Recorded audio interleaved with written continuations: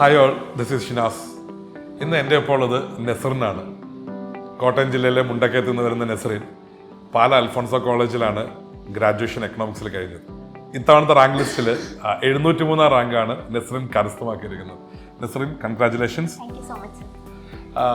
നെസറിൻ actually ആദ്യത്തെ attempt, ഇതിപ്പം നെസറിന് രണ്ടാമത്തെ അറ്റംപ്റ്റ് ആണ്. ഫസ്റ്റ് അറ്റംപ്റ്റ് കഴിഞ്ഞപ്പോൾ നെസർ മനസ്സിലാക്കിയൊരു സത്യം എന്ന് വെച്ച് കഴിഞ്ഞാൽ ഒരു സ്ട്രോങ് ഫുട്ട് എന്നുള്ള രീതിയിൽ എക്കണോമിക്സ് ഓപ്ഷനിലെടുത്ത് വീണ്ടും പരീക്ഷ എഴുതി റാങ്ക് ലിസ്റ്റിലേക്ക് വന്നിരിക്കാനാണ്. ഈ ജേർണി എങ്ങനെയായിരുന്നു? ആക്ച്വലി ഫസ്റ്റ് ക്വസ്റ്റ്യൻ എന്ന് പറയുന്നത്, റാങ്ക് ലിസ്റ്റിലുണ്ട് എന്ന് അറിഞ്ഞപ്പോഴത്തേക്കും നെസറിൻ ട്രോണ്ടത്തായിരുന്നോ നാട്ടിലായിരുന്നു? എവിടെയായിരുന്നു? നാട്ടിലായിരുന്നു. അപ്പോൾ എന്തായിരുന്നു ആ ഒരു എക്സ്പീരിയൻസ് ആ സമയത്ത്? സർ, എനിക്ക് ആദ്യം അറിഞ്ഞപ്പോൾ എൻ്റെ ഫ്രണ്ടിന് കിട്ടിയില്ല എന്നുള്ളൊരു വിഷമമായിരുന്നു. പക്ഷെ പിന്നെ കുറച്ച് കഴിഞ്ഞ് ആളെ വിളിച്ച് കഴിഞ്ഞ് ഞാൻ കുറച്ച് ഓക്കെ ആയി. പിന്നെ പെട്ടെന്ന് വീട്ടുകാരുടെ ഒരു സന്തോഷമാണ് എനിക്ക് ഏറ്റവും വലിയൊരു സന്തോഷം. കാരണം ഫിനാൻഷ്യലി ഇൻഡിപെൻഡൻ്റ് ആവുക എന്നുള്ള അത് മാത്രമേ എൻ്റെ ഏറ്റവും വലിയ ഡ്രീം എന്നുള്ളത്. അപ്പോൾ അതായപ്പോൾ എനിക്ക് പകുതി ഒരു സന്തോഷമായി. പിന്നെ ഫ്രണ്ട്സൊക്കെ വിളിച്ചു, എല്ലാവരും വിളിച്ചപ്പോൾ സന്തോഷം. നെസറിനും ഹമീം ഒരുമിച്ച് പഠിക്കുമ്പോൾ നമ്മുടെ കൂട്ടത്തിൽ ഒരാൾക്ക് കിട്ടില്ല എന്ന് പറയുമ്പോൾ നമുക്കൊരു വിഷമം തന്നെയാണ്. പക്ഷേ നെസറിൻ്റെ സക്സസ് നമുക്ക് അപ്രീഷിയേറ്റ് ചെയ്യാതിരിക്കാനും പറ്റില്ലല്ലോ അല്ലേ? അപ്പം നാട്ടുകാരൊക്കെ വന്നിരുന്നോ വീട്ടിൽ? സർ, പിറ്റേന്ന് തൊട്ട് ഒരുപാട് ആൾക്കാർ വന്നു. എസ്പെഷ്യലി എൻ്റെ നാട്ടുകാർ വരുമ്പോഴാണ് ഒത്തിരി ഭയങ്കര സന്തോഷം തോന്നുന്നു അല്ലേ? ആക്ച്വലി മുണ്ടക്കയം പോലൊരു സ്ഥലത്ത് അവിടെ കൃത്യം എവിടെയായിട്ടാണ് വീട്? എവിടെയായിട്ടാണ്? വണ്ടൻ ബദാൽ അല്ലേ? അപ്പം അവിടെ ഇങ്ങനെ ഈ IAS IPS അങ്ങനെ ഒത്തിരി അധികം ആൾക്കാരുണ്ട് അവിടെ നിന്ന്? എൻ്റെ നാട്ടിൽ നിന്ന് വണ്ടൻ ബദാൽ ആ സ്ഥലത്തൊന്നും ഞാൻ മാത്രമേ ഉള്ളൂ. ആദ്യമായിട്ടാണ് അല്ലേ? പിന്നെ 54th റാങ്ക് തവണ കിട്ടിയ സോനറ്റ് ജോസ് ഉണ്ട്. അപ്പോൾ അങ്ങനെ ഞങ്ങൾ രണ്ടുപേരും ഉണ്ടായിരുന്നു. അപ്പം ആക്ച്വലി കുറച്ചൊരു റൂറലായിട്ടുള്ള റീജിയനാണ്.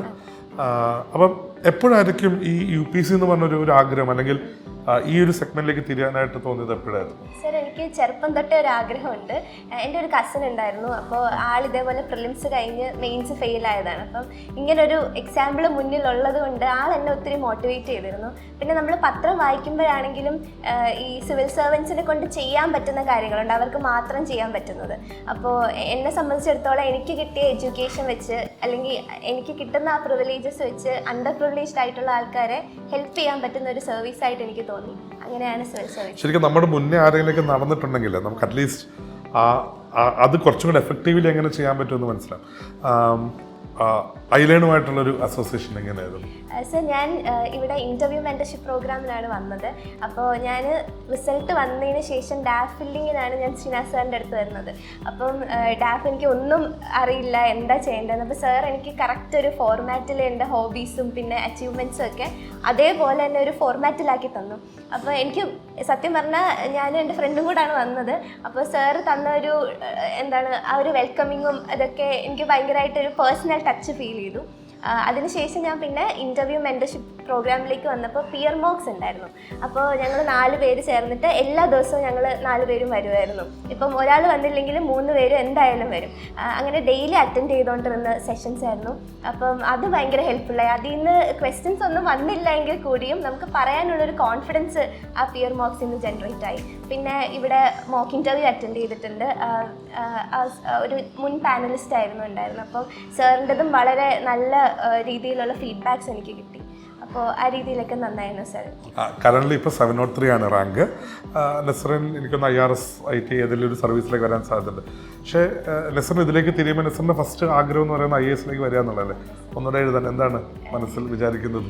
സാർ, എന്തായാലും ഇത്തവണ പ്രിലിംസ് എഴുതാമെന്നാണ് ഞാൻ വിചാരിക്കുന്നത്. അപ്ലൈ ചെയ്തിട്ടുണ്ട്. അപ്പോൾ ഇനി മാർക്ക് ലിസ്റ്റും കൂടെ വന്ന് നോക്കിയിട്ട് തീരുമാനിക്കാനാണ്. നെസറിന് ആഗ്രഹിക്കുന്ന പോലെ നെസറിന് ആഗ്രഹിക്കുന്ന സർവീസ് കിട്ടുകയും, നെസർ നേരത്തെ പറഞ്ഞല്ലേ നമ്മുടെ പ്രിവിലേജസ് എങ്ങനെയാണ്, നമ്മുടെ പ്രിവിലേജസ് ഇല്ലാത്തവർക്ക്, ഒരു കുറച്ചുകൂടി അണ്ടർ പ്രിവിലേജഡ് ആയിട്ടുള്ളവർക്ക് നമ്മുടെ പ്രിവിലേജ് ഉപയോഗിച്ചുകൊണ്ട് എങ്ങനെ അവരെ ഗൈഡ് ചെയ്യാൻ പറ്റുമെന്നുള്ളത് അല്ലേ? പക്ഷേ അതൊരു ഭയങ്കര ഒരു വലിയൊരു തോട്ടാണ്. കാരണം പലപ്പോഴും നമ്മൾ നിൽക്കുന്ന പൊസിഷൻസ് പലപ്പോഴും നമ്മൾ അറിയാറില്ല. നമ്മളെപ്പോഴും നമ്മൾ മുകളിലേക്കായിരിക്കും നോക്കിക്കൊണ്ടിരിക്കുന്നത് അല്ലേ?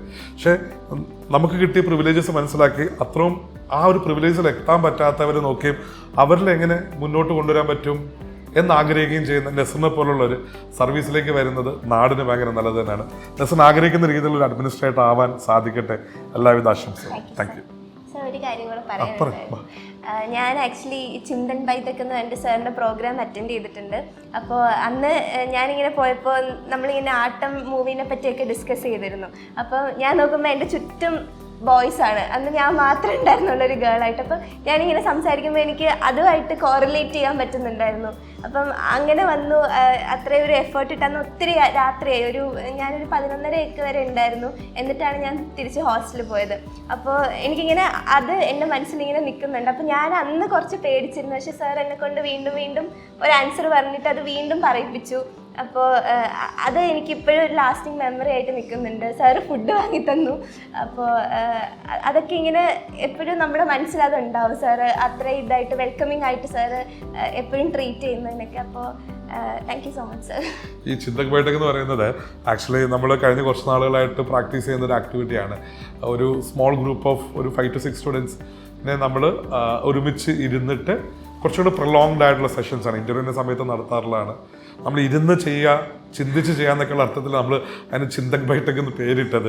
സോ ബേസിക്കലി നമ്മൾ ചെയ്യുന്നത് എന്താണെന്ന് വെച്ച് കഴിഞ്ഞാൽ ഇതുപോലെ മൾട്ടിപ്പിൾ കുട്ടികൾ ഒരുമിച്ച് ഇരുന്നിട്ട് ഈ കുട്ടികൾക്ക് ഇൻ്റർവ്യൂസ് നടത്തുന്നു. പക്ഷേ ഒരു ഡിഫറൻസ് എന്ന് പറയുന്നത് ഇവരെ കൊണ്ട് മൾട്ടിപ്പിൾ തവണ ഒരേ ഉത്തരത്തിന് തന്നെ ആൻസേഴ്സ് പറഞ്ഞ് അതൊന്ന് റെക്ടിഫൈ ചെയ്യാൻ, അവരുടെ ആൻസേഴ്സിലുള്ള പോരായ്മകളൊന്ന് റെക്ടിഫൈ ചെയ്യാനായിട്ടൊക്കെ ശ്രമിക്കാറുണ്ട്.